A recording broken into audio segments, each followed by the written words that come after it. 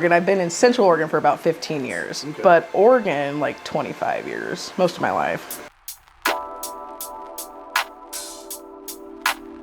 This is Bend, Oregon. People do not understand Oakland. They do not understand, San Francisco. They do not understand Compton and Watts and places like that because there are no places like that out here.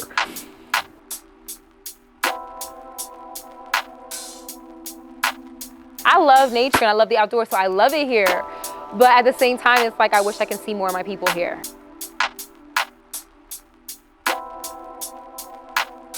It's definitely gotten bigger, more gentrified, and just that brings more people, and then it makes people think about what they need to be, and for some people that's just racist.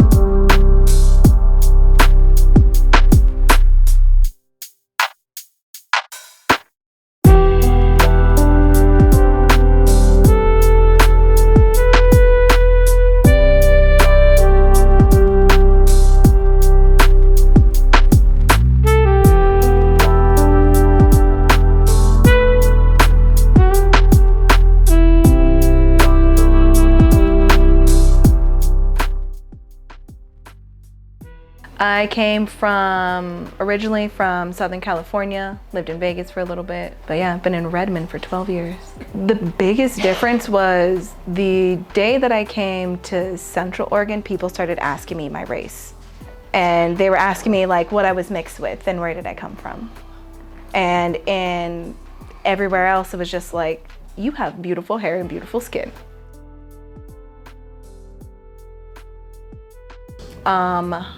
Pressed charges against somebody within the first week of being at school because they threatened to curb stomp me. They told everybody in school that I moved from Las Vegas because I was a prostitute on the corner. My daughter was 5 when she had her first racial encounter, and they were like, "We don't want to play with you because you're black."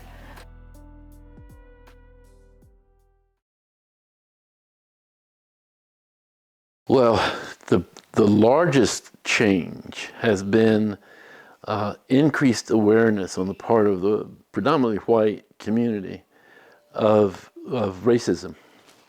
I think people have been organized with the national news and the use of smartphones and media technology. What African Americans have been saying for generations is now being rolled out to the point where people cannot deny it.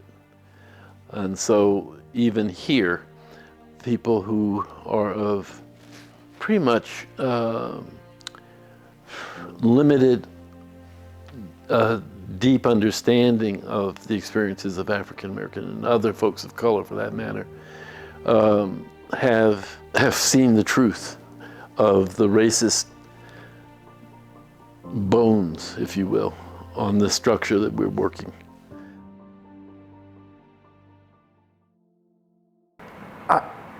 My gauge or my measurement is a little bit limited because it's such a short time frame, and I come from California. Everybody blames Californians, right? So here I am, and I'll own that. But the point being is I came from California to get here, and Ben has changed to me kind of slow. Kind of slow to do things, but politically, I think it's on a fast pace to go deep blue, really deep blue, and I'm starting to see, as a real estate broker, some flight. Well, no, that's leaving the state. Oh, leaving the state. Leaving the state, some are going straight to Idaho or things like that, but definitely leaving the area. Those that can do, those that can't go a little bit north, towards Madras, or go a little bit east towards Prineville, but they can't make it out of the state. So, do you think there's a deep correlation to the state turning blue, to that exodus? Yes, I do, hands down. Can't take it anymore. What's going on is, in my opinion, politically, people who embrace and say they demand democracy and freedom, when it actually exercises its votes and they don't like the answer, they decide to retreat and leave. So the freedom that they want is more along the lines of a freedom for you, or freedom for me, not necessarily for you. It's not all inclusive. But what has happened, if you want to give the founding fathers a little bit of credit, because I'll give them a little bit, yeah, democracy, that's how that works. Eventually you will get outvoted. That will occur. And it's really going to change here, in my opinion, in the next 20 years or less in Bend. And probably 20 years for the United States just in general, because we're going to have a population shift. There is a population shift here where the Caucasians will no longer be the majority. The majority will be Latinos. It's coming. That is the fear. And so what I know to be true is what I just said, but also in my mindset of thinking about it in a theory is that the people in power know the power shift that's about to occur, and they're doing everything they can to hold on to what they have because they know they're going to lose it in about 2045.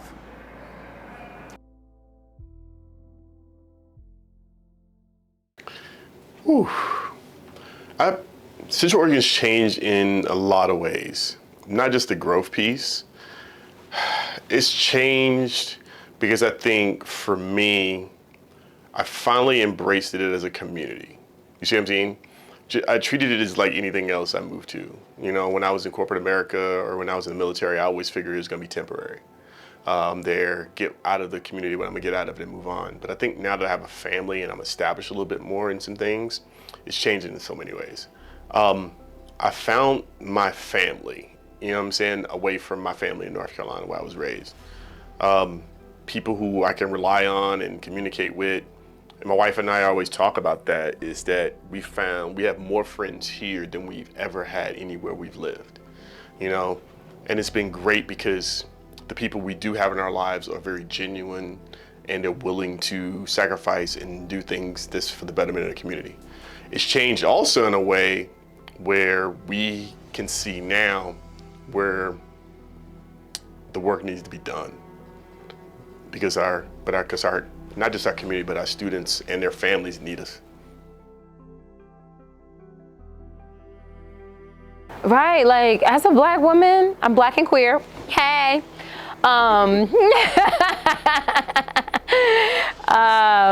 I wish there was a sense of like being able to see more Black folks here, to be able to experience some of that, and to see the people that have been coming here has been really amazing. So that's the plus side of it, is I've been able to connect with the Fathers Group, connect with even the clients that I work with. I work with a lot of clients that are Black women, whether they're queer or not, that have come and moved here and they're struggling. And so I have a sense of community, and I'm also a part of the BIPOC wellness practitioners. Like there's like a small group of us, like BIPOC group of women that like are in wellness. And we like gather together and we're friends and we connect and we're all about doing this work and all that kind of stuff. So I have been able to form a quality of community here. Funny story is sometimes people ask me like, would you leave and move out of here? And sometimes I think about it because of the demographics, right? We have like 94% is white. And I'm like, oh my gosh, I can move somewhere else that has more people. But I will say confidently that the quality of the community that I have here is really good because I've been intentional in building relationships, that to just up and move somewhere else that has the quantity is challenging for me because I know what I have here because I had to be intentional. Say in Bend, when you would talk to people, they would just tell you it's all about weed and alcohol, all about weed and beer. It's the one thing that you'll never have a hard time finding here. And then after 2020, it's just chaos. Yeah, racism, I would say, was really prevalent still, you know, in the 90s and even in the early 2000s in Oregon. But it wasn't something that we called out. And I think now it's become something that we're calling out more and discussing more rather than just kind of making people of color accept it.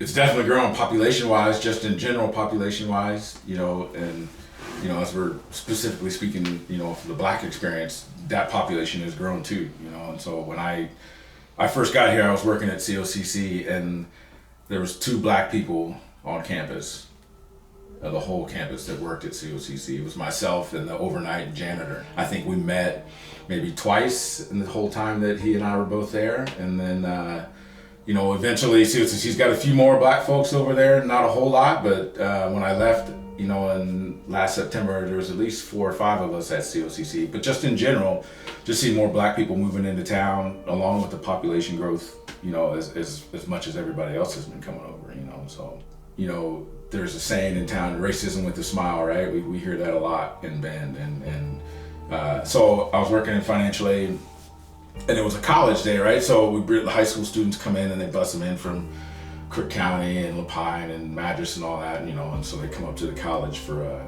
you know, visit the college day, right? And so I was supposed to greet everybody. So we were in the auditorium, and all the students are sitting up in the, you know, in the bleachers and stuff, and I'm giving them my financial aid spiel and how great a college COCC is and what a wonderful education you get here. And so just give them the rah-rah speech, right? You know, I'm talking to the youth of tomorrow, right? And so I think it's going well, and then I end my speech and I say, okay, now grab your signs and, you know, follow this person. This group goes that way, this group goes that way. And then when the students get there, they have these folders that they're given with all college information, right? Typical college day. And some of them left their folders, you know, in the bleachers there when they got up to leave. And so I was walking around picking them all up, and I got to the very top. And I had noticed throughout the day, they were definitely from Crook County High School. And I walked up there and I started picking up these folders, and I look at all these folders and I see all niggers must die. I see a noose. I see, you know, fuck Black people, all this just hatred on these folders. And I was like, I almost fell down. I was at the top of the bleachers and I was just like, oh,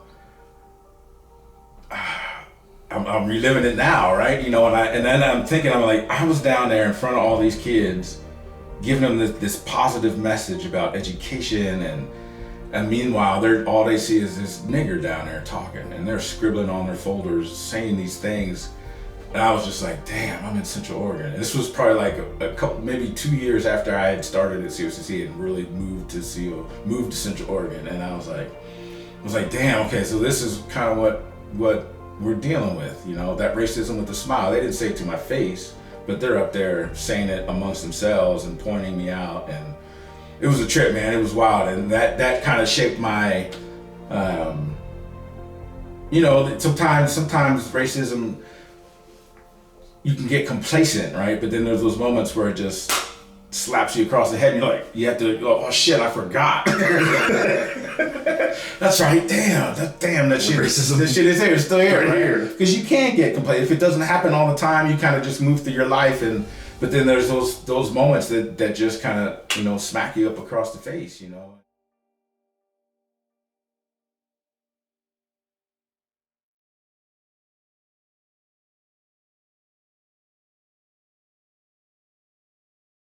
All right, new information and footage overnight on a developing story. What you're looking at now is federal agents breaking down the doors of a bus to take 2 men who were arrested by immigration and customs enforcement officers. They were removed from the parking lot, with at least one of them seemingly barefoot, by federal officers who used pepper spray to move through the crowd to get to the bus. Their tactics were not welcomed by the crowd. A reporter, Alec Nolan, who was on scene, said he saw about a half dozen people with bloodshot eyes. Members of the Central Oregon Diversity Project and Central Oregon Peacekeepers are in Washington, D.C. right now, joining the national demonstrations.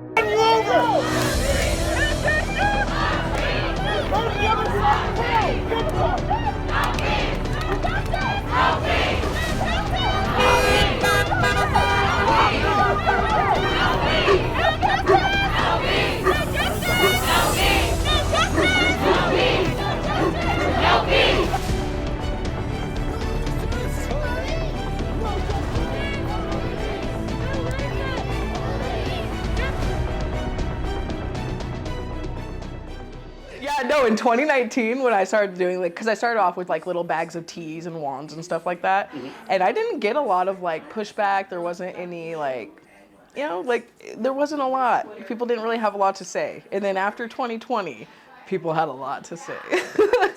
Yeah, right. I think that's really what it was they were okay with us as long as we were quiet and playing by the rules. And then once we stopped playing by the rules and became advocacy for ourselves, they were like, oh, we need to stop this.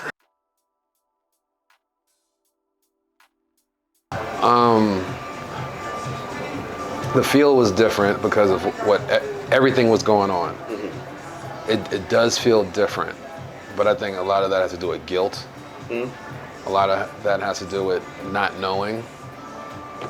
But it is getting better. There's always something, because nobody thinks about what racism fully is. They all think it's the N-word and calling people all the derogatory names, but racism could just be going to a gas station and being ignored for 30 minutes. It could be just people walking around, they see you on the sidewalk and then they go to the other side of the sidewalk, or they lock their car door when they see you and lock eyes with you while they're doing it. And this is something that has happened to you, like the waiting at a gas station for 30 minutes. Yeah. Wow. Pre-2020 versus post-2020. Oh man, pre-2020, life was good when we had an ethical president. Pre-2020, as ethical as we could get. Then we saw someone go off the charts. And then suddenly, I watched those that I know personally from prior experiences in life change their position in a manner that if they had done it 2 years before, they'd call themselves hypocrites. The double standard. But suddenly, when you see something on video, the term fake comes out. That's the change that I've seen. The term fake came out, and I kind of correlated to the one thing that I noticed. Whenever Vladimir Putin speaks, the one thing he always says, that's just fake news. Well, who learned that term and spread it through the US?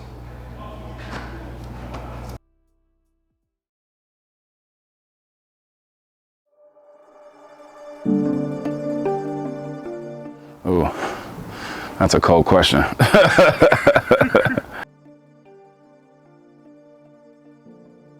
Well, first of all, being black in America, we think about this a lot.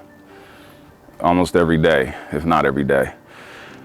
I mean, from a young age, you know, your parents, my mother, my uncles, you know, cousins, family that I knew used to try to teach us what we can expect going out into the world, being black. And you know, as kids, you don't understand why you're being taught these things. But as you get older, you do. And from a young age, you know, being called names and being shunned out of places and just being treated differently. You know, as a kid, you're smarter than a lot of people think, and you can see how you're treated versus how other people are treated.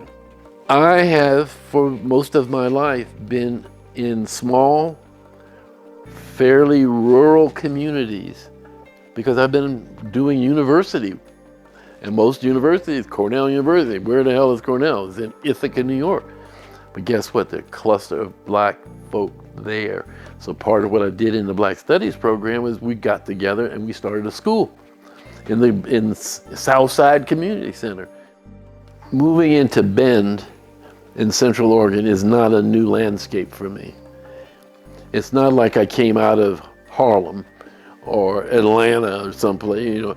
I've been in a lot of places that were pretty white and middle and upper middle class before I came here.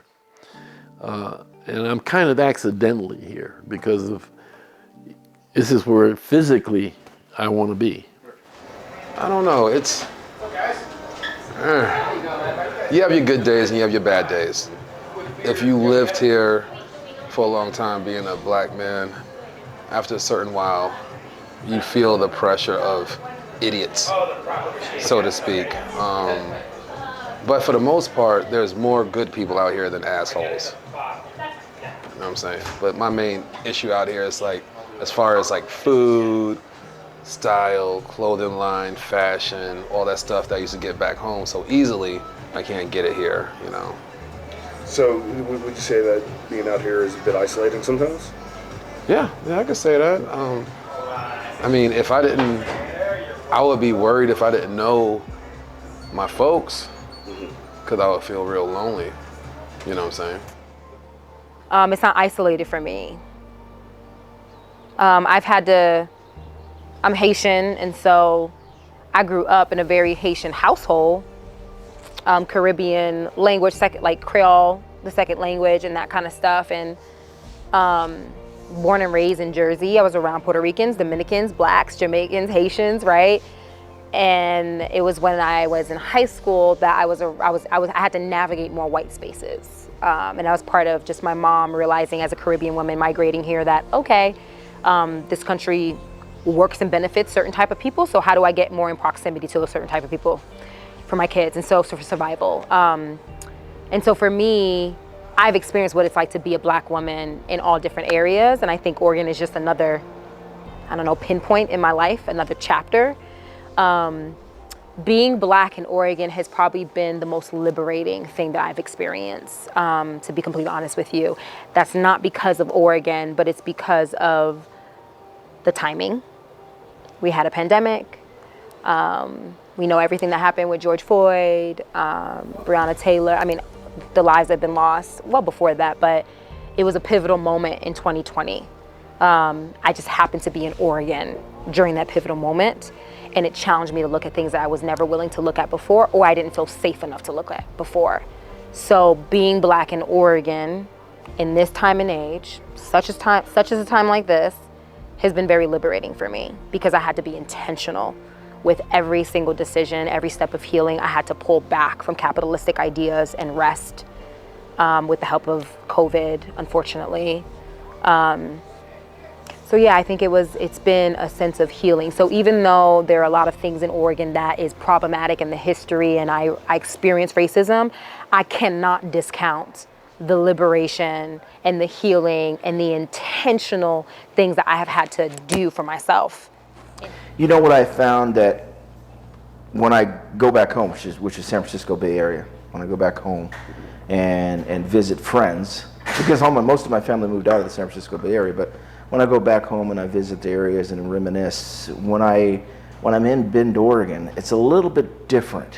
Whereas I'm always aware I am that Black person in that room, in that location, in that parking lot, walking through that store.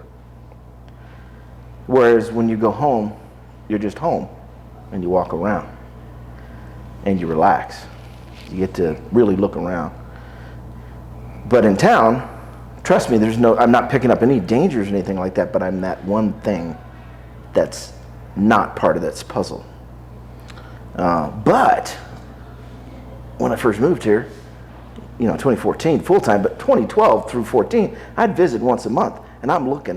What I'm starting to see now is more people that look like me or could have come from me. And that's changing the culture.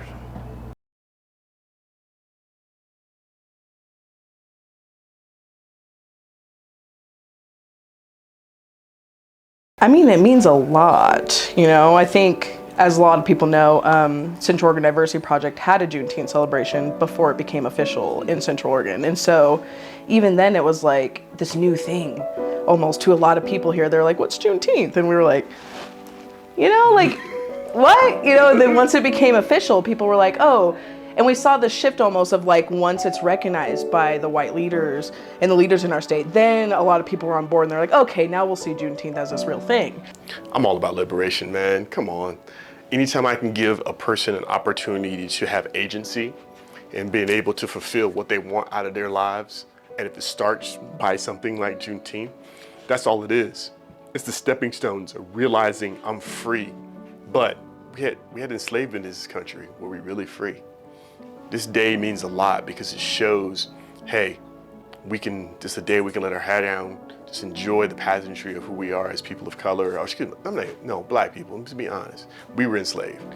So it's our day to be able to just celebrate all the different things that we've gone through, the struggle and strife.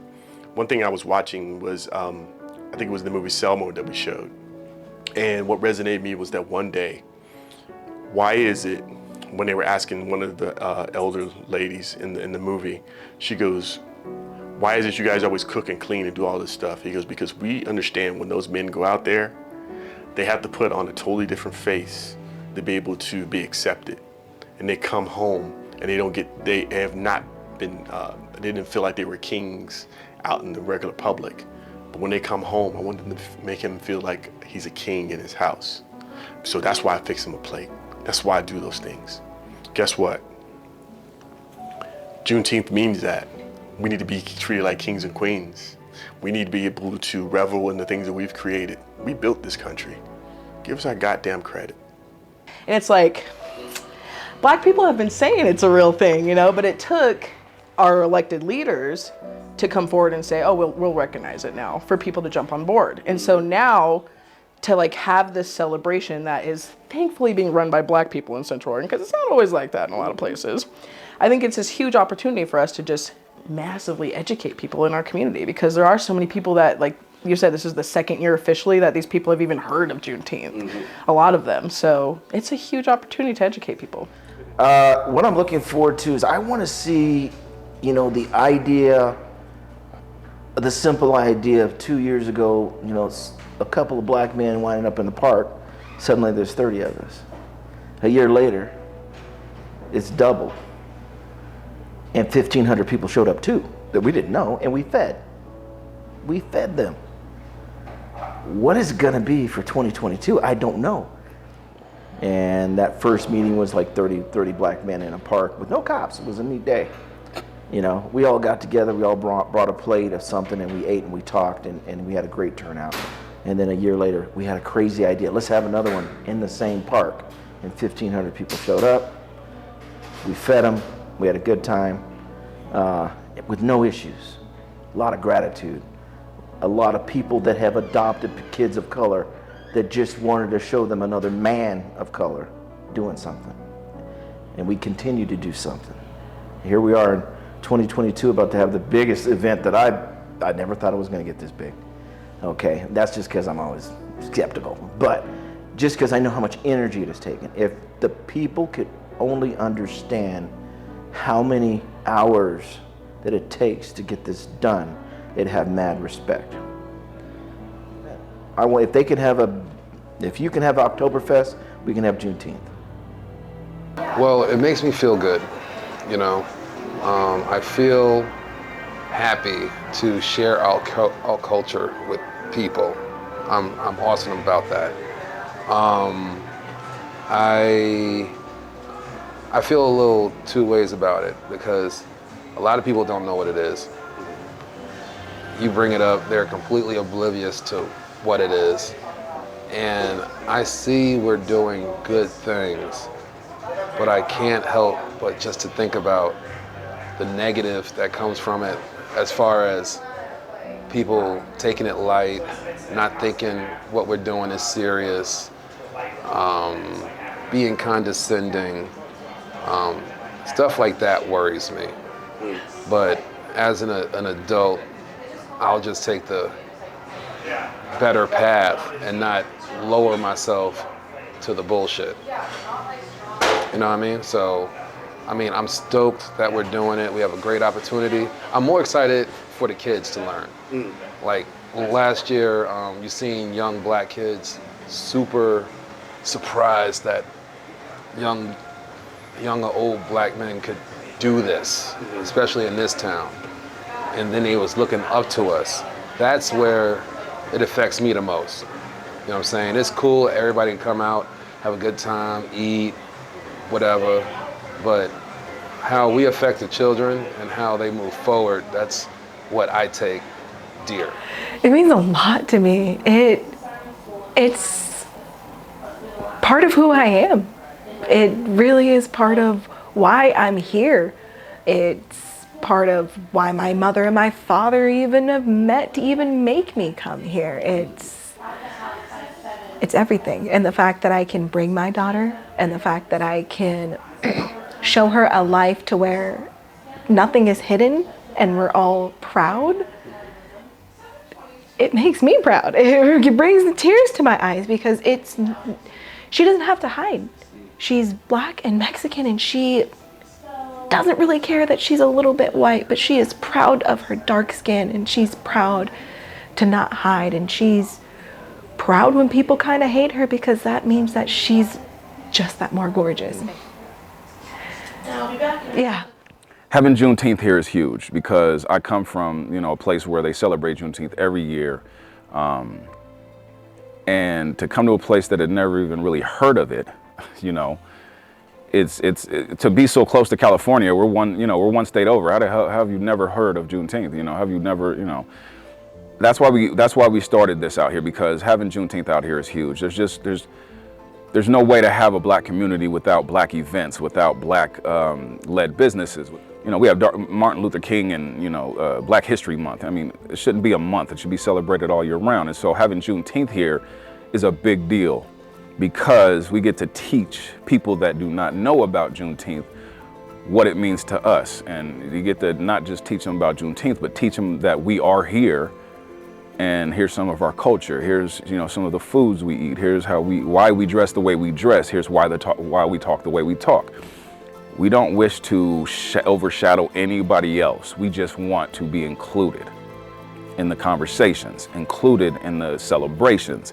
We want people to celebrate with us, not celebrate us, celebrate with us. Because Juneteenth is important, as is anything else related to our culture. Yo! Okay, so first of all, I want to say that I had never in a million years, I would have never imagined myself, one, being a part of the Fathers Group, and second of all, being a part of a committee and organization of people and organizers that like are creating something like this, and to be a part of creating a Juneteenth here in order for us to be able to celebrate, to be and to show up in our blackness and be like, what? As a mental health, like I think the white version of it is I'm a mental health therapist, but realistically, I look at myself as an integrative and liberation-focused therapist, like healer. That's what I identify in my soul. And so to be able to bring in and help support a community of people, to bring in something that's talking about what Black liberation looks like, what Black culture, what Black joy looks like, is like fire to me. And I am so happy to be a part of something from the beginning, somewhat in the beginning, and see this flourish and become what it is. Like, it's a blessing for me. Like, it means a lot. I feel like I'm honoring a lot of my ancestors in that process.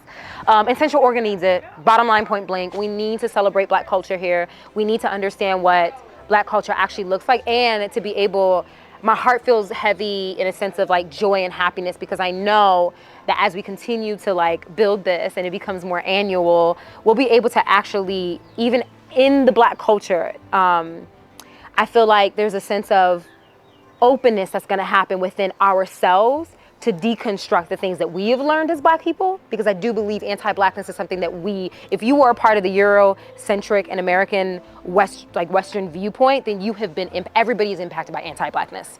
We internalize, or what I would say is that we have injected oppression, injected anti-Blackness in us. And so to be able to have something that's gonna hold us accountable as Black folks to do our own interpersonal work is something that's where my heart is at, because I know I had to look into that area within myself. And so, I don't know, I'm just super excited to be able to be a part of this community. And I think we need it 100%, not for just white folks, but it's for us. It's for us, we need it. It's not even about the white folks, we need this. So I'm excited. Juneteenth, as I tried to say at the kickoff event with the Fathers Group, is a recognition of two things. And while it is a celebration of liberation, it is also a reminder that in Texas, slave holders got 2 years of free labor beyond when it was legal for them to do so, beyond when it became illegal for them to do so. That's a significant part of Juneteenth for me personally. And despite all of that, one of the first universities that opened up for African Americans opened up in Texas, a slave state, still practicing slavery when this happened. I keep trying to tell whoever will listen that people of African descent have proven over and over again that we are a remarkable cultural community. People want to acknowledge our excellence in many domains. People are ready to acknowledge our talents in athletic venues, in the arts, just music, just powerful. Not so much recognition around science, and we reach back in time and talk about what we enabled Europeans to do with the calendar, with other kinds of understandings about agriculture and animal husbandry.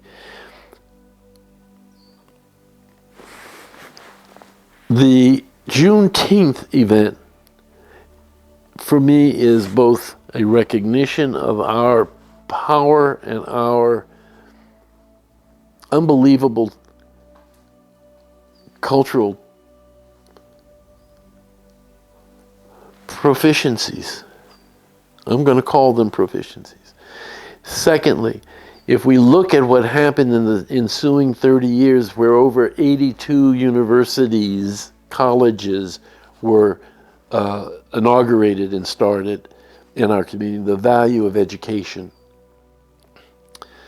Juneteenth is both a celebration of our achievements and a cautionary tale about whether we can trust this system or not. It didn't tell us we were free as they were supposed to. It has not honored, and in fact have used us as guinea pigs in a lot of medical venues and experiments. And this is not lost. It becomes part of our oral tradition, part of our storytelling. And we are skeptical, and we pay a price for that.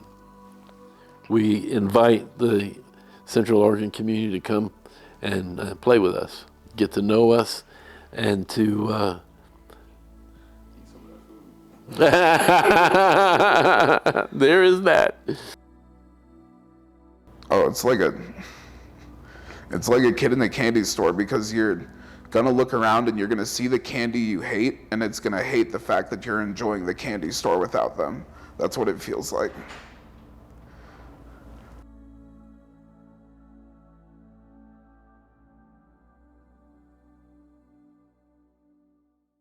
And so that's the plus side of being here, is that I've been intentional and put in work to build the relationships that I have. And I think sometimes we tend to forget that when we are in predominantly white spaces, it is gonna take a lot more work to actually build community and like engage and have relationship and deal with some of the hardships of like, you know, conflict and stuff. And I've done that enough to be able to feel safe enough to have the people that I can call my community.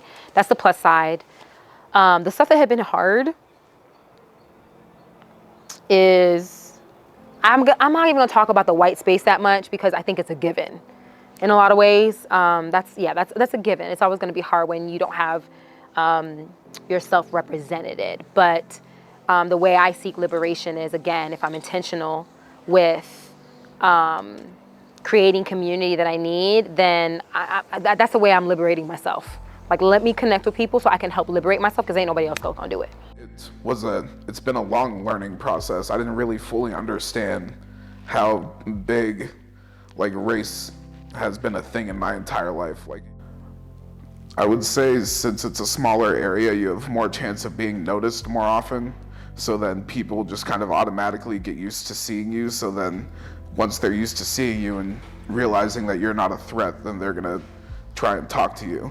I would say in bigger cities that I've lived in, there's just never, I haven't lived there long enough to necessarily be noticed that much, besides in Arizona, but even in Arizona, I kept to myself for the most part, so. I'm still concerned that most people don't understand and recognize that many of the people of color in this community are talented.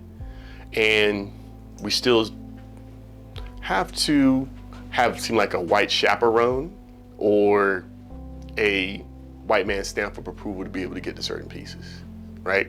Especially when it comes in decision-making positions. I will never shy away from saying that. We don't have a person of color in any hierarchical positions in Central Oregon. What you think about that for a second? When you want to say hierarchical, it's not just the title, it's the true decision-making, managing the money, making sure that we are getting the resources we deserve. They teach us in school, you know, that we were, you know, slaves and that's about it. You know, we don't have no other, nothing else to go on, you know, being black in this country, even though when you get older, you find out that's not true. We've contributed to a lot of stuff in this country, to making this country what it is. It's honestly a weird thing because I was raised by a white woman, so I was taught not to really be black. I was taught to be seen as black and to stand up for what I am seen as, but not act for who I am. So recently, that's kind of changed, and being black is kind of like gold. It's not something a lot of people have. The Eve gene comes from black people. Everything comes from black people. The reason why I have so much knowledge from my plants, it comes from my ancestors in the gardens and in the fields. So recently it's been more empowering and something that I fight more for, because it's the one thing that even my mother tried to take away from me, and it's the one thing that I can't wash my skin, so it's the one thing that I gotta make sure stands out more than anything. Oh boy. Here's my first thought. What do you think it means that a brother would drive across the country 27 times in the 30 years he's been here to be home with his homies? I've done it. Because it's not here yet. It may happen here. But I get back to Brookhaven, Mississippi. I get back to Hollis Springs, Mississippi, and Coldwater River, Mississippi, and Memphis, Tennessee, St. Louis, Kansas City. That's where my cousins and my aunties and uncles and my culture is. I get back to New York City because that's where my running buddies are, and we're getting older. And we can't rip and run like to the Penn relays and boogie and party like we used to, but that's where I go. And that's how I survive in Central Oregon. I can be with nature here. I can work with people who want to work.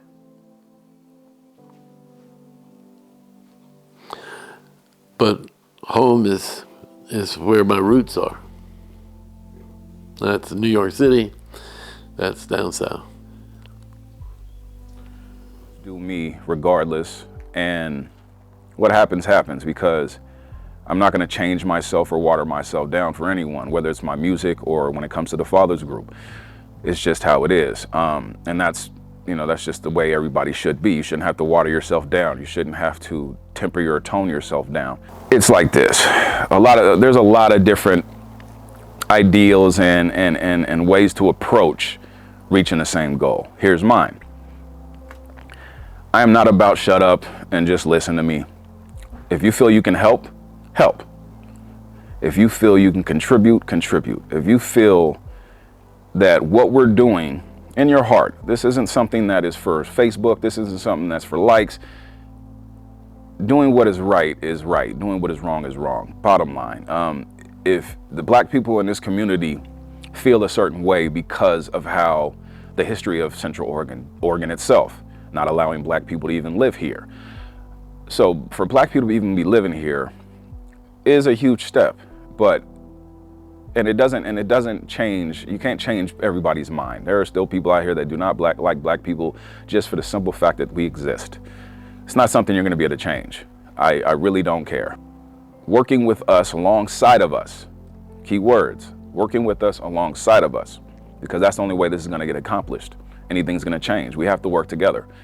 And that is for black, white, Latino, whatever it may be. People are people, man. At the end of the day, we got to stop with the stereotypes and the judgment.